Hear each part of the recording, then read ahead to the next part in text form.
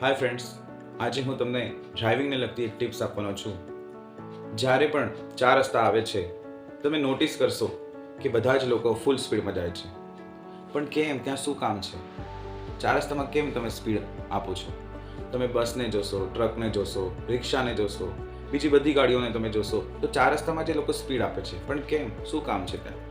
ત્યાં રાહદારી road cross કરતી હોય છે, નિશાળના છોકરાઓ રોડ ક્રોસ કરતા હોય છે, બાળકો સાયકલ ચલાવતા હોય છે, વૃદ્ધો એ રોડ ક્રોસ કરતા હોય છે. ત્યાં તમારે સ્પીડ આપવાની શું જરૂર છે? જ્યાં ડિવાઈડર બનાવ્યા છે ત્યાં તમે સ્પીડ એક લિમિટ પ્રમાણે તમે સ્પીડ આપી શકો છો, પણ તમે જોશો 4 રસ્તામાં કેમ સ્પીડ આપો છો? આ એક ધ્યાન દોરવા બાબત છે, એટલે તમે ધ્યાન રાખો, આપણાથી સુધારો કરો. તમે પણ 4 રસ્તામાં સ્પીડ ના આપતા. એ આપણે બધાની સેફટી માટે છે. Thank you.